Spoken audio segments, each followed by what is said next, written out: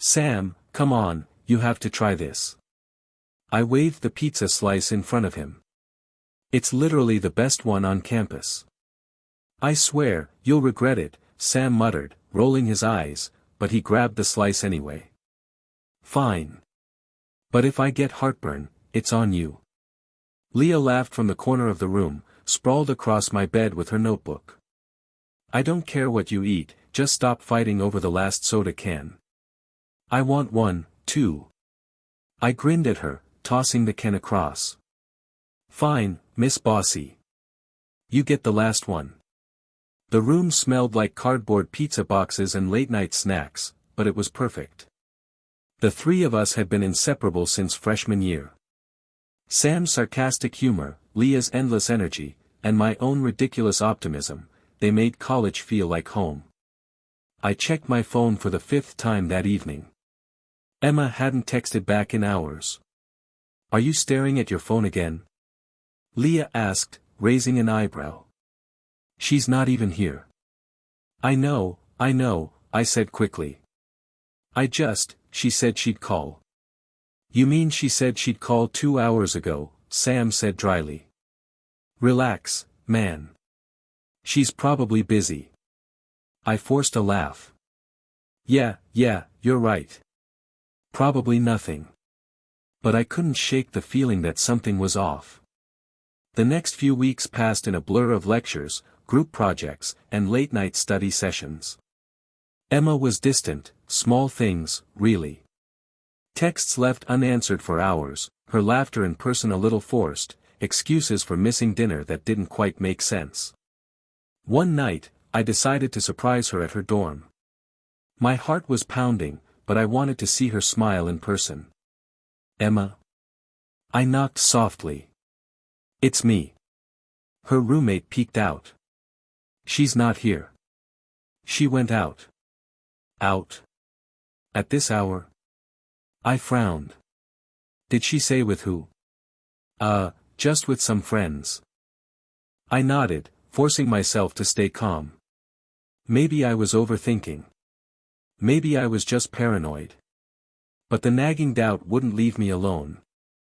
I remembered Sam's warning, he had noticed her being secretive too. Still, I dismissed it. I wanted to trust her. I loved her. I couldn't imagine her doing anything to hurt me. Then it happened. I came back to my room one night, exhausted from a late-night study session. My phone buzzed with a notification on Emma's account, logged in on a shared device. I hesitated, but curiosity got the better of me. And there it was. Messages. Between her and Mark. Mark. Sam's brother. The words blurred. I read them again. I couldn't breathe. How? I whispered, my hands shaking. Hey, you okay? Sam's voice startled me. I dropped the phone. It's Emma, I managed. She's been, with Mark. Sam's face paled. Wait. Mark? My brother? I nodded, silent tears stinging my eyes. All this time, all the lies, she cheated on me. Sam crouched beside me, gripping my shoulder. I'm so sorry, man. I didn't. Don't, I said harshly, turning away. Just, leave me alone for a minute. The next day, I confronted her. Emma, I saw the messages, I said, voice trembling. How could you? Her eyes widened, then narrowed. It's not what you think. Not what I think. I laughed bitterly. You've been lying to me for months. Sneaking around. Cheating. With Mark. She looked away, biting her lip. I didn't mean for it to. Don't make excuses, I snapped. I trusted you, Emma. I loved you. And this is how you repay me. I'm sorry, she whispered. Sorry doesn't fix this, I said, my voice breaking. You broke me. You broke us. I left her there, stunned and silent. The hall felt empty, like my world had collapsed in slow motion. Back in my room, I sank onto the bed. Leah peeked in, worry etched on her face. What happened? I shook my head. She cheated on me. Leah didn't say anything. She just sat beside me, holding my hand. No words could fix it. Nothing could. And in that moment, I realized that everything I thought I had, love, trust, happiness, was gone. I didn't know if I'd ever get it back. I didn't answer my phone that morning. Or the next. Or the next. Emma's name kept flashing across the screen like a cruel reminder of everything I'd lost. She's blowing up your phone again. Sam's voice broke through my silence as he dropped onto the chair across from me. I'm not picking up, I muttered, eyes fixed on the floor. Why bother? You can't just hide forever, man, he said, frustration creeping in. You're disappearing, and I don't like it.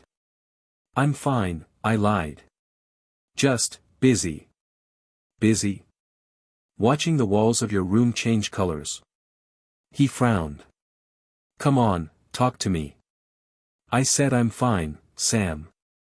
My voice sharpened, and I hated how hollow it sounded even to me. He sighed, leaning back. Look, I get it. She messed up. But shutting everyone out isn't going to fix anything. Nothing can fix this, I said, my chest tightening. I trusted her. I loved her. And she threw it all away. Then maybe you need to focus on you, Sam suggested softly. Not her. Not what happened. Just, you. I shook my head. I don't even know who I am anymore. Everything we planned, our future, the stupid trips, graduation, it all means nothing. Sam didn't respond. He knew I didn't want pity, only answers I couldn't find. Later that evening, I scrolled through my messages again. Emma's texts had a new urgency. I didn't mean to hurt you. Please just talk to me. I miss you. I was wrong. Can we meet? I swear, I can explain everything. Don't ignore me. I stared at them and threw my phone onto the bed. Rage bubbled up, but so did a stubborn, painful part of me that still wanted her. I closed my eyes. She's begging now. Leah's voice startled me from the doorway. I'm ignoring her, I muttered, rubbing my face. She doesn't deserve my attention. You're punishing yourself more than her, Leah said, stepping closer. I get it, I really do. But isolating yourself, it's not you. I don't know who I am anymore, I admitted quietly. I feel stupid. Humiliated. Everything I thought was solid is gone. Leah reached out, squeezing my hand. Then maybe start by figuring out what you want, not what she did. I didn't have an answer. Nights were the worst. The quiet was deafening. Every laugh in the hallway, every happy couple passing by, stabbed at me. I replayed every memory with Emma, each moment now twisted by betrayal. One evening, I stayed late in the library, head resting on the table, staring at the ceiling. Mr. Hayes, my favorite professor, approached. You look troubled, he said gently. Everything all right? Just tired, I said, trying to sound casual. He crouched beside me. I can tell it's more than that. You've been carrying something heavy. Want to talk? I don't know if anyone can understand, I said, voice barely a whisper. Try me, he said with a small, encouraging smile. I hesitated, then spilled the story in fragmented words, Emma, Mark, betrayal, heartbreak. I expected judgment. Instead, he nodded thoughtfully. That's a lot, he said. But life doesn't end here. It's hard, I won't lie. But the only way forward is to build yourself first. Focus on your growth. Your future. Not on someone who chose to hurt you. His words hit harder than I expected. Build myself, sounds easier than it is. It won't be instant, he admitted. But you can start small. Every step matters. You have control over your life, even if it doesn't feel like it right now. I nodded slowly, letting the advice sink in. For the first time in weeks, I felt the tiniest spark of clarity. Maybe I wasn't completely lost. Back in my room that night, I ignored Emma's newest texts. I need you. Please don't leave me behind. I didn't reply. I wouldn't. I thought about Sam, Leah, and even Mr. Hayes. For the first time, I realized my life wasn't over. I still had people who cared, and more importantly, I still had myself. I can't stay here, I whispered to the empty room, voice cracking but resolute. I need to leave, start over, somewhere she can't touch me anymore. I packed a few essentials and closed my eyes, imagining a new city, a new life. One where betrayal didn't define me. One where I could grow stronger and reclaim control. Sam knocked softly before I left my apartment. Where are you going? Somewhere I can breathe, I said. Somewhere I can be me again. He didn't argue. Just nodded. Promise me one thing. Don't let this break you. I won't, I said, and for the first time in weeks, I meant it. I walked out into the night, the cold air biting, but it felt liberating. Every step was heavy with memories, but also with determination. I wouldn't let her betrayal define me. Not anymore. New guy. Don't look so lost, a cheerful voice said behind me as I stared blankly at the office layout. I turned and saw her, Nora, with a warm smile and an energy that made me almost forget the tight knot in my chest.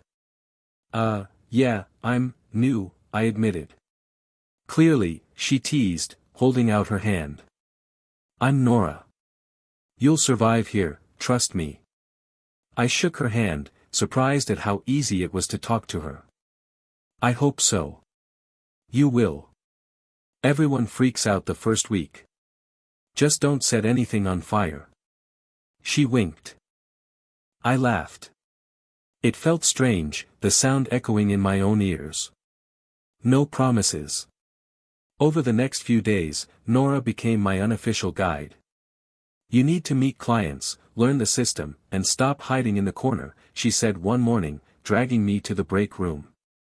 I'm not hiding, I muttered, though my voice lacked conviction. Sure you're not, she replied, sipping coffee. Look, I get it. First weeks suck, especially when life's messy. But hey, we survive, right? I nodded. Yeah. Survive. My mind wandered. Life had been messy, Emma, Mark, the betrayal. But hearing her speak like that, casually acknowledging struggles, gave me a small spark of hope. One night, after a long day, I stayed late finishing reports. Nora popped her head in. Burning the midnight oil? Trying to catch up, I said. It's a lot. I get it, she said, leaning against the doorway. But don't forget, life isn't just work.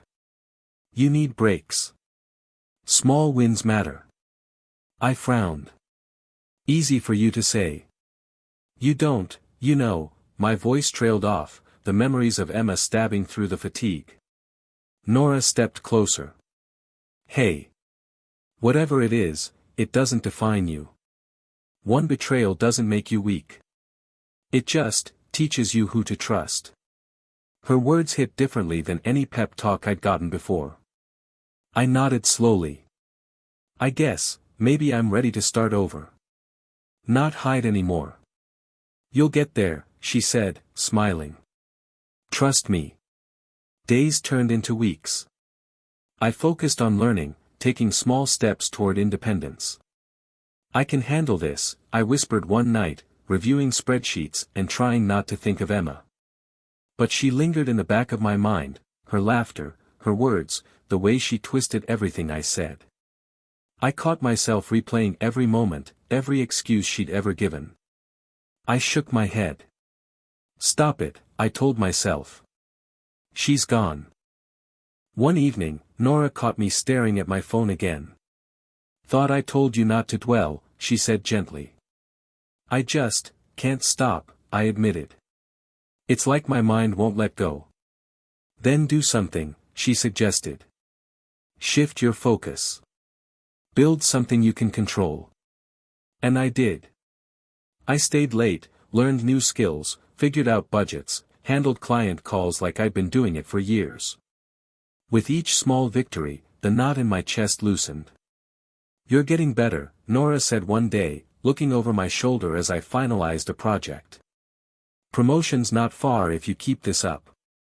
Really? I asked, surprised. I hope so. I mean it. You've got the brains, the dedication, and, this is important, the drive to prove yourself. Not for anyone else, but for you. I smiled for the first time in months, feeling a flicker of pride. Thanks, Nora. Really. You're welcome. Just don't make me your life coach forever, she teased, and we laughed together. Nights were still lonely. I walked home alone, memories of Emma's betrayal pressing in. But I started noticing small differences. My steps felt lighter, my apartment didn't feel so empty, and my reflection in the mirror no longer seemed defeated. Who are you now? I whispered to myself one night, staring at the reflection. Someone stronger. Someone who won't let betrayal define them. Months later, after countless late nights and early mornings, I received the call, a promotion. Higher pay, more responsibility, recognition for the work I'd poured myself into. I did it, I said softly, holding the phone. I really did it. Nora popped her head in, smiling. Told you. You'd survive. I laughed, a real laugh this time. Yeah. I survived. And I'm starting to feel like me again. I sank into my chair, letting the weight lift just a little. Emma and her lies no longer held me hostage. I was reclaiming my life, piece by piece, and the future finally looked like mine. Walking through my hometown after all these years felt strange. Familiar streets, the same corner coffee shop, but somehow smaller, quieter. Wait, is that really you? A voice called from behind. I turned and saw Jenna from my high school days, grinning. Jenna. It's been forever, I said, shaking her hand. How have you been? Good, good, she replied, nudging me. You look different. Successful, maybe. I chuckled, shrugging. I guess I've managed. You. She hesitated. Same old, you know. Life happens. Then she leaned closer. Have you heard about Emma? I froze for a second. What about her? Nothing bad, just, things didn't turn out as planned. Relationships, work, she's struggling. I kept my expression neutral, but inside, a small part of me felt vindicated. I see. Later, at a small cafe, I ran into Chris and Lily, old classmates. Look who it is. Chris exclaimed. Back in town and actually looking, well, better than ever. Lily laughed. Yeah, you look like you've been living someone else's life. Good for you. I smiled politely. Thanks. I've been busy. Busy? Or just out of the gossip loop? Chris asked. Speaking of, did you hear about Emma? People are still talking. I raised an eyebrow. Talking about what? Well, apparently, she keeps bragging about a new job, but everyone knows she barely holds it together. Some say she still regrets things from back in college, Lily said, lowering her voice. It's kind of sad. I kept my laugh light, but I felt satisfaction bubble under the surface. I didn't need to intervene, life was already doing its work. While I sipped my coffee, Max appeared in the doorway. My heart skipped a beat. His presence was impossible to ignore. He saw me and froze for a second. "Max?" I said cautiously. "Hey, it's been a while," he said, arms crossed, eyes narrowed. "I didn't expect to see you back here." "Neither did I," I replied, studying him. "How've you been?" "Better than her, I'll tell you that," he muttered, his voice low but sharp. "Emma, she really messed up. I've tried to move on, but she keeps," he shook his head. "Never mind. I understand," I said softly. "People make choices. Some regret them, some don't." His gaze softened slightly. "Yeah. It's just hard to watch sometimes." "I get it," I said, letting the words hang. "But you know, karma has a way of balancing things. You don't always need to do anything yourself." He smiled, small and wry.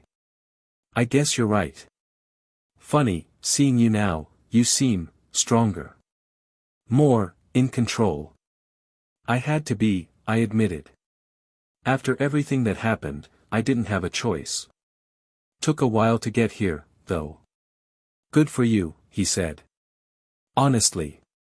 After that, I wandered the streets, remembering flashes of old memories, Emma laughing as if nothing had happened, Mark's smug face, the betrayal that had shaped me. Then, juxtaposed with now, I realized how far I'd come.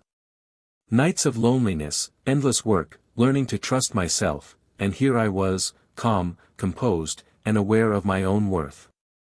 At a small boutique, I overheard whispers. "Isn't that him? The one who left town after, you know, Emma's mess?" I smiled faintly to myself. "Yep, that's me," I whispered under my breath. Their envy didn't bother me anymore. Back at the hotel preparing for the reunion, my phone buzzed with messages from old friends. "Can't wait to see you tonight," one said. I stared at the screen, debating. Should I confront Emma? Or just observe? My mind replayed everything, the lies, the heartbreak, the years of rebuilding. Nervous? Nora's voice came in my imagination.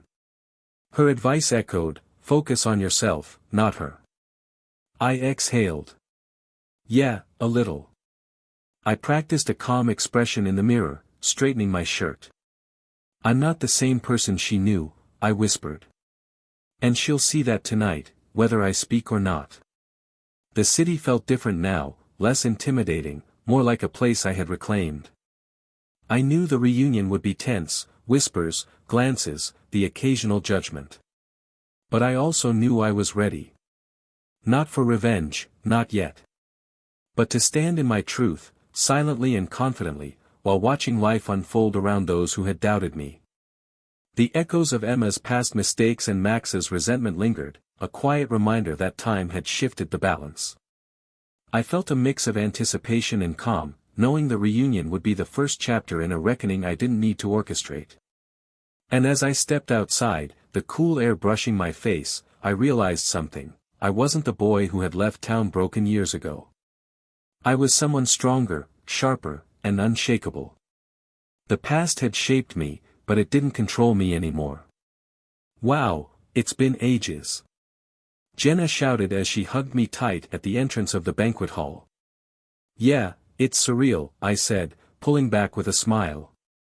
My chest felt tight, anticipation twisting in my stomach. "You look really good," she added, stepping back. "Not that you didn't before, but different. Stronger, I guess." I laughed, a little too loudly. "Thanks. I've been working on myself." "Sure seems like it," she said, then gestured toward the crowd. "Come on, let's see who else made it." I followed, weaving through familiar faces. Laughter and small talk filled the room, old jokes, shared memories, and awkward greetings. Every smile I received felt warm, yet I couldn't stop scanning for one person in particular. "Is that him?" someone whispered near the buffet. I caught snippets of murmurs as people glanced in my direction. "Wow, he's done well for himself." I ignored it, sipping my drink and keeping my posture casual. The whispers fueled a quiet satisfaction, though I wouldn't admit it aloud. Then I saw her. Emma. She walked in, elegant and poised, but something in her eyes betrayed the tension beneath her confidence. Her smile was forced, practiced. My stomach nodded. "Emma," I said softly, meeting her gaze. She blinked, clearly startled. "Hey, you're here," she said, voice light but hesitant. "I didn't expect you." "I could say the same," I replied, my tone neutral. I watched her adjust her hair, laugh with a friend, and force herself into conversation. Every move seemed measured, calculated. "Do you want a drink?" I asked, curiosity laced with caution. "No, thanks," she said quickly. I'm fine." Her voice trembled slightly, though her posture didn't show it. I noted the subtle tension, how the confident facade barely masked her anxiety. "You're Emma," I said finally, letting the words hang in the air. "Yes, and you're you," she said, awkwardly. "You look different too. Mature." "Life changes people," I said, smiling faintly. "Some for the better, some for lessons learned." Her eyes flickered, a brief flash of guilt. She didn't respond. Max appeared from across the room, scanning the crowd. He spotted her, then me. His jaw tightened. "Max," I said, nodding in acknowledgement. "You've changed," he said quietly, almost a growl. "I didn't expect to see you here." "Life has a funny way of shifting things," I replied, careful with my words. He gave a small smirk. "I know exactly what you mean. Seeing her, and you, it's ironic." I raised an eyebrow. "Careful. Your tone sounds like it carries a story." "It does," he admitted. "But not mine to tell. Just enjoy tonight." I let the tension settle for a moment, scanning the room again. People whispered, occasionally glancing toward Emma and me. Their curiosity was palpable, but I didn't need to feed it. "You look happy," Emma said finally, approaching me. Her voice wavered, though she tried to mask it. "I am," I said. "I've been through a lot, but I've grown. I've learned a lot about myself." I'm glad," she said, hesitating. Things back then." "Yeah," I said, keeping my tone calm. "Things back then are over. We've both changed." She smiled faintly, but it didn't reach her eyes. "I guess, some lessons take longer to learn." "Exactly," I said softly, letting her words echo. "And some lessons teach you things you'd never expect." Max came closer, his gaze lingering on Emma. "You two talking?" he asked casually, though the edge in his voice was unmistakable.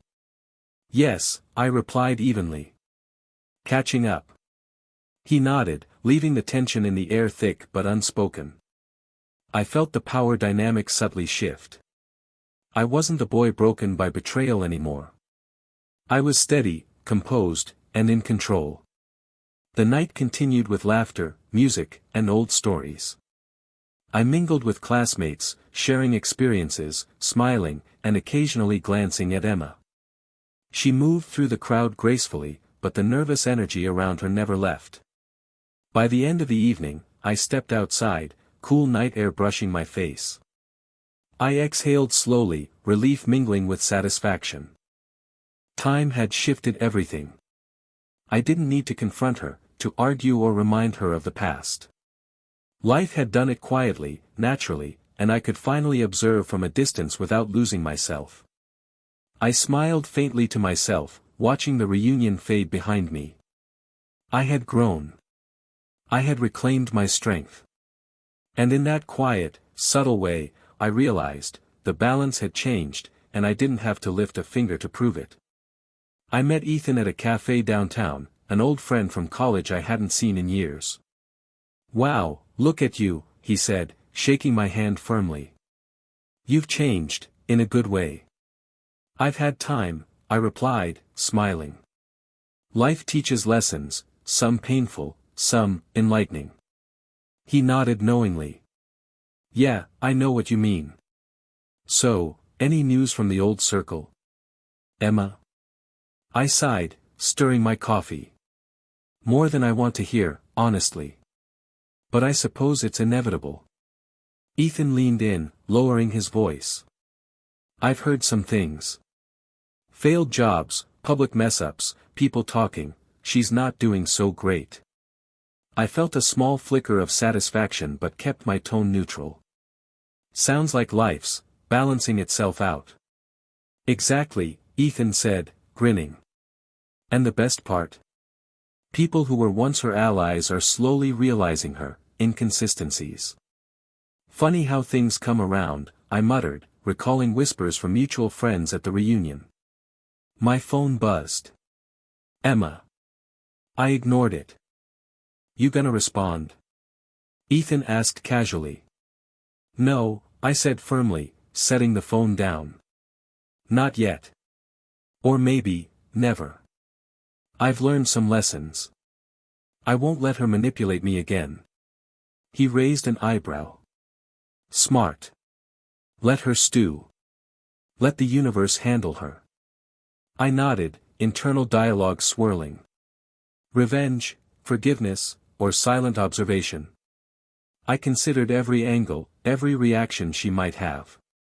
Every step she took in public humiliation seemed to confirm what I already knew, she couldn't hurt me anymore. Ethan smirked. You know, if you ever wanted to, subtly expose her hypocrisy, I can help. Nothing malicious, just, pointing out truths people ignore. I raised an eyebrow. Subtly. Yeah, he said. Like reminding people of facts without saying it outright.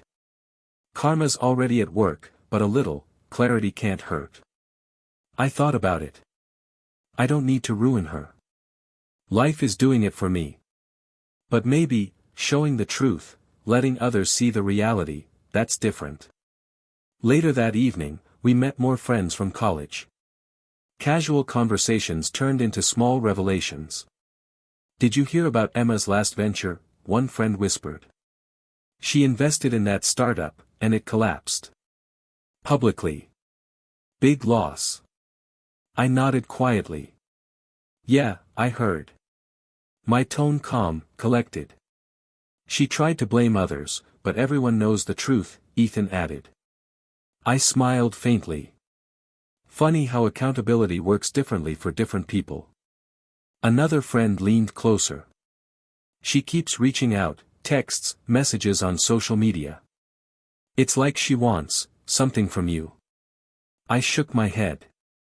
I've moved on. I don't owe her anything. Not apologies, not closure, not attention. Ethan smirked. Perfect. Let her scramble. Let her envy eat her alive while you stay steady. Calm wins, every time.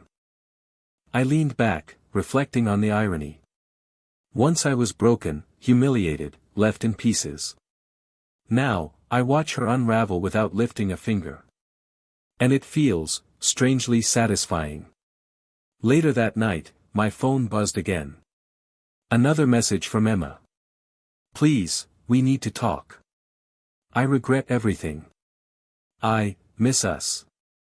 I stared at it, fingers hovering over the screen. Rage, pity, and a small spark of lingering love warred inside me.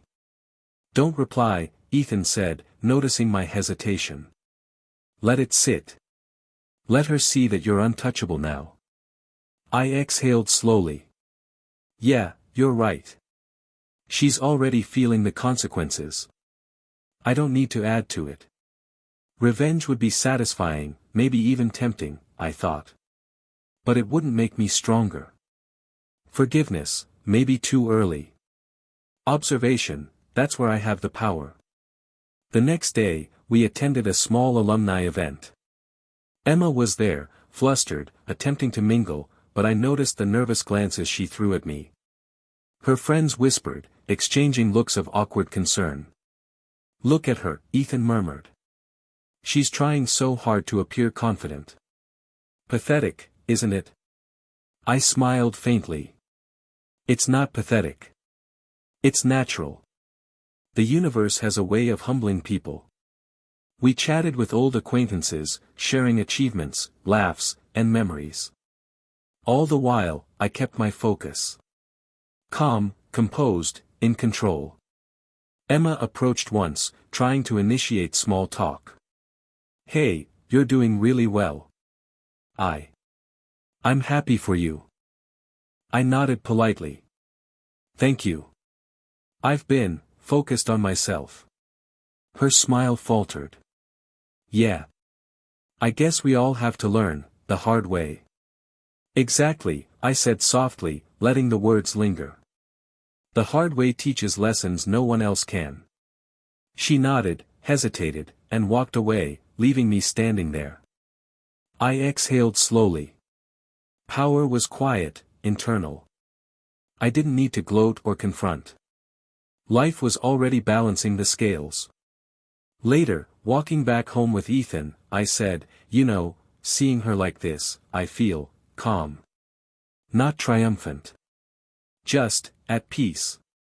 Good, he said. That's exactly what she can't touch. Your peace. Your strength. Let her stumble, let her envy, but you're untouchable now.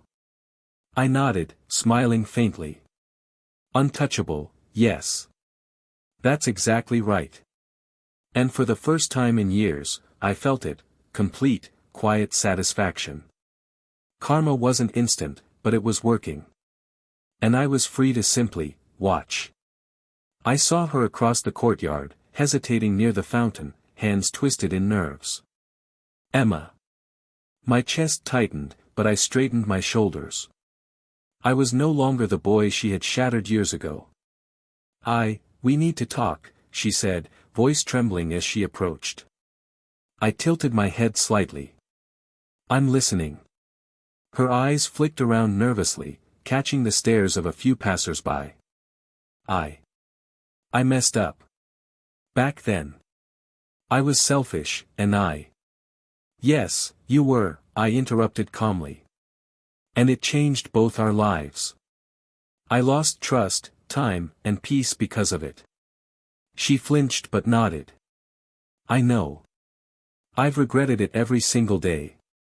I wanted you to hear it from me first. I need to know you've moved on, that I'm not still hurting you. I studied her, noting the way her confidence faltered under my gaze. I have moved on. More than that, I've grown. I'm not defined by what you did, Emma. But you are still living the consequences of your choices. Her lips trembled. Please, can we, maybe, talk, just, about everything? I need closure. I let out a soft laugh, more bitter than amused. Closure. You think you can erase years of pain with a few words? I don't want to erase. I want to make amends, even if it's small. Her voice broke. I need to know you. I don't know. I need validation. I supplied quietly, though it wasn't a question. You want me to tell you you're forgiven, that it's okay, that everything's fine. But it's not okay, Emma. Not then, not now. Her hands clenched, nails biting into her palms. You hurt me, I said firmly, letting each word land. You lied. You manipulated. You made choices that seemed harmless to you, but they destroyed the person I thought I was. I trusted you. I loved you. And you threw it all away. Her eyes filled, the confident mask slipping. I didn't know. I didn't think. You didn't think, I repeated. Exactly. That's the problem. I did. I thought we were a team. I thought we had a future. But you had other plans. You chose someone else, and you did it with no regard for what it would do to me. She flinched, looking away. I was stupid. Immature. I shook my head slightly. Not just that. You were careless, and now you're paying the price. I've heard everything: failed jobs, ruined ventures, public humiliation. Friends talking, whispers about envy and mistakes. Life isn't kind to choices like yours. She swallowed hard, lips pressed together. I didn't mean for any of that to happen. No, I said softly, almost pitying her, but it did happen. And it's all on you. Not me. Not anyone else. Max appeared from behind a corner, leaning casually against a wall. He caught her gaze, his expression unreadable. She looked smaller under his eyes, as if the weight of her actions stretched into the space between us. Max, I said quietly, acknowledging him. His presence was a reminder, another witness to her choices, another piece of her isolation. Emma's eyes darted to him, guilt flickering across her face. I didn't. You did, I interrupted gently. You chose him over me. You lied to me. You betrayed trust that can't be rebuilt with words alone. Her chest heaved, and I remembered all the nights I cried, the anger, the humiliation. But I also remembered the growth, the years of rebuilding, learning independence, reclaiming myself. This is my power now, I thought, feeling the quiet confidence settle in. I've thought about this moment, I said, voice steady. I imagined you coming to me, begging, apologizing. I thought about responding in anger, seeking revenge. But I've realized. I don't need that. I've already won. Not because I hurt you back, but because I survived, and I became stronger while you remained chained to your mistakes. Her lips parted, a single breath escaping. I needed you to know. You've said enough, I said firmly. You've shown me who you are through your actions, not your words. And that's all I need to see. I don't need closure from you. I don't need your forgiveness. I don't need anything. Your regrets are yours, and it's time you face them without expecting me to validate them. She sank onto a bench nearby, hands in her lap, staring at the ground. Her shame was palpable. Her regret hung around her like a heavy cloak, visible to everyone, yet impossible to reach with my words. She began again, voice cracking, I wish I could fix it. I never wanted. Stop, I said gently but firmly. It's too late for that. I don't hate you, Emma, but I don't need you anymore. You've had your chances. And now, the consequences are yours to carry. Max shifted, giving her a look that spoke volumes. She flinched under his gaze, realizing she had no allies left to soften the blow of her mistakes. I stood, smoothing my jacket, and looked at her one last time. Learn from this. Maybe one day, you'll understand fully. But I'm done. I've moved on. And so should you, alone. She didn't respond. She only lowered her head, lips pressed tight, shame radiating from her in waves. I turned and walked away, my steps light, steady, and free. For the first time in years, I felt nothing but calm satisfaction. Karma hadn't needed me to act. Life had already done it, quietly and effectively, and I was finally allowed to witness it, without losing myself. I wandered through the quiet streets of the city, the early morning sun spilling over buildings that once seemed massive and intimidating. Now, everything felt smaller, calmer, almost peaceful. I smiled to myself. Funny how perspective changes with time, I thought. Morning, stranger, a cheerful voice called. I turned to see Nora jogging toward me, waving. Nora. Hey, it's been a while, I said, jogging to catch up. You're not half asleep, I hope, she teased. You look lighter somehow. Happier. I've had practice, I replied with a grin. Years of practice. Practice, huh? So, tell me, are we finally free of past ghosts, or are we just pretending? I laughed. No pretending. I've learned to let life do its work. And I've stopped giving people the power to haunt me. That includes ghosts of the heart. Nora raised her eyebrows. Poetic. I like it. Anne, how's Emma? Or is that still off limits? I chuckled softly, shaking my head. Her chapter closed a long time ago. Funny enough, silence tells more than confrontation ever could. Karma's subtle that way. She smiled knowingly. Good. I always said you'd get there. And Ethan? Ethan's been great, I admitted. Supportive, clever, keeps me grounded and reminds me not to overthink revenge. I like having someone to talk to who doesn't need drama to feel alive. Nora laughed. Sounds like you've finally built your team, huh? And I'm guessing it doesn't include exes who ruined your past. Exactly, I said firmly. I've learned my piece doesn't need her, or anyone who isn't meant to be part of this chapter. Later, I met Ethan at a small cafe. We sat across from each other, coffee steaming in the quiet space. So, you're really back for good, he asked, stirring his drink. For good, I replied. I've realized that running away doesn't help. But now I come back knowing I'm stronger, steadier, and smarter. And it's funny, things that once terrified me now feel like memories of someone else's life. Ethan grinned. You've grown. I can see it. Not just in confidence, in how you move through the world. Calm, collected, and untouchable. I laughed softly. Untouchable, huh? I guess that's one way to put it. I've had practice watching life balance itself without me interfering. That's true power. He leaned back, nodding. Exactly. And it's attractive too, being someone who's been through hell and came out whole. Trust me, people notice. I raised an eyebrow. People notice. Maybe it's time I let them. Days passed in a blur of familiar streets, old cafes, and quiet reflections.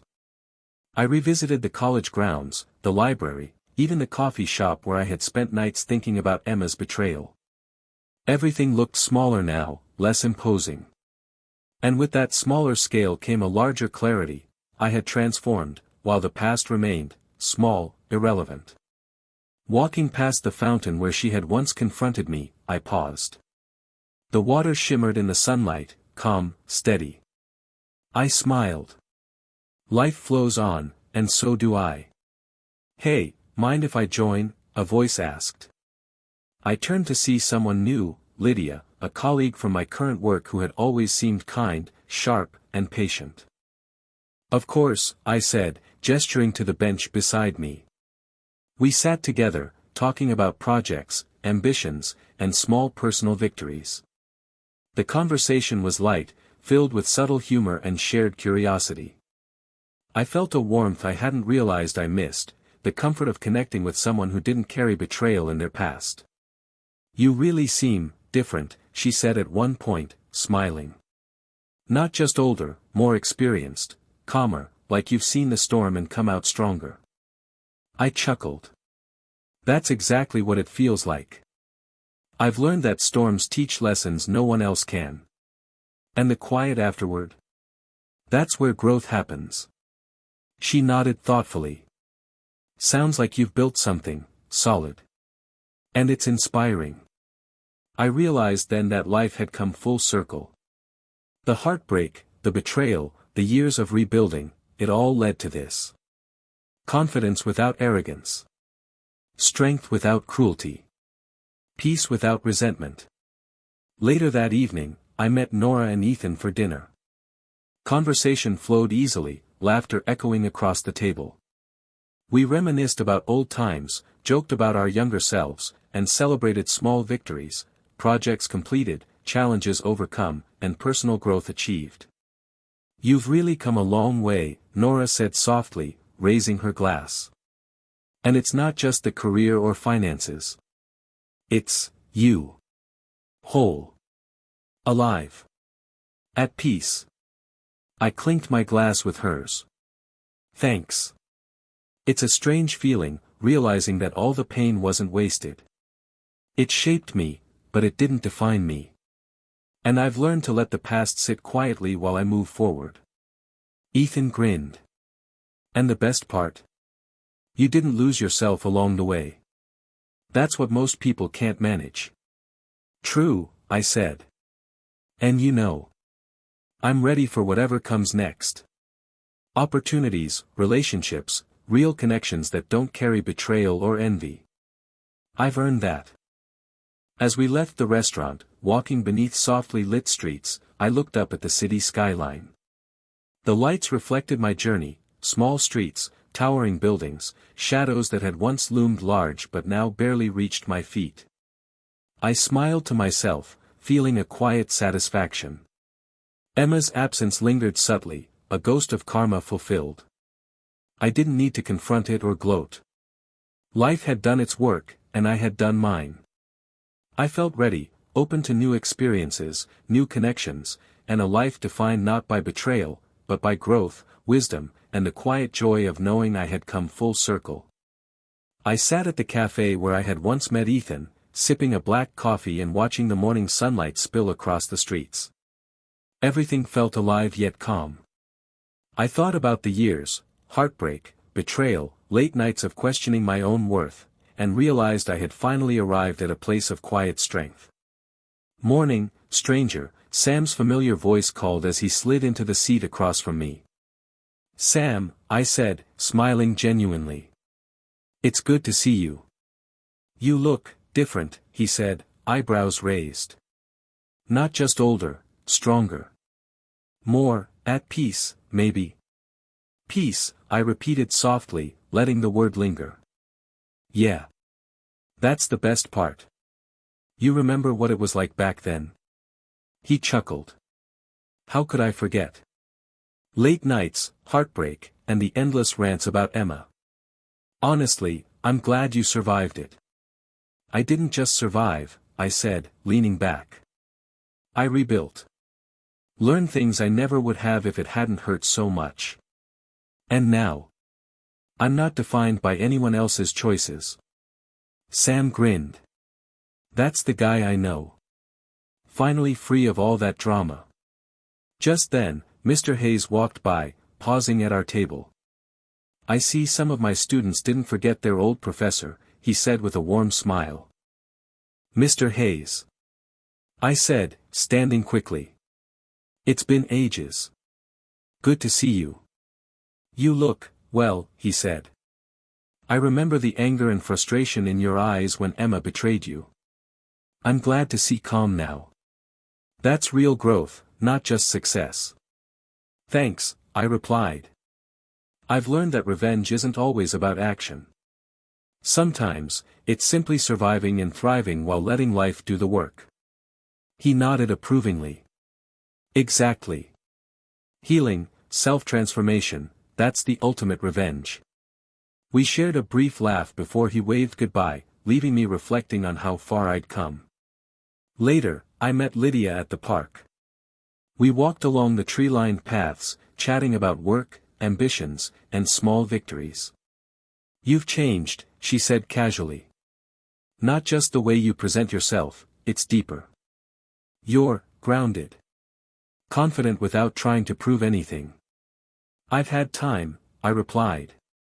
"Time to process, to grow, to understand who I am without letting the past dictate my present. And, honestly, it feels amazing." She laughed softly. "I can see that. You're inspiring without even trying." "I guess life has a funny way of teaching lessons," I said. "Some of them painful, others, quietly satisfying." Her eyes twinkled. "I'm glad you're embracing it. You deserve it. And, maybe there's someone out there who'll appreciate it too, without drama or betrayal." I smiled, feeling a warmth I hadn't allowed myself to feel in years. "Maybe. For now, I'm happy just being here, being me. Ethan called later that evening. "Hey, you're in the right city, right? Want to grab dinner?" "Of course," I said.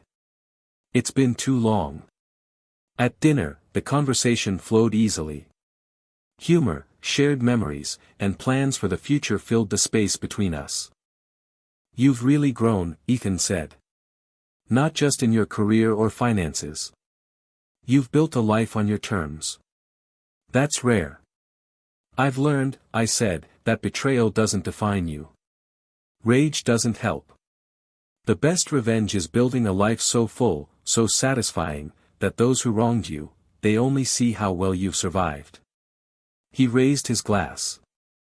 "Here's to surviving, and thriving." I clinked it gently. "To thriving," I repeated, letting the sound echo a quiet affirmation of everything I had achieved. Walking home later, the city felt alive with possibility. Each street, each corner, each familiar building seemed smaller, quieter, but more comforting. The chaos of the past no longer haunted me, it existed as lessons, as proof of growth, as reminders of resilience.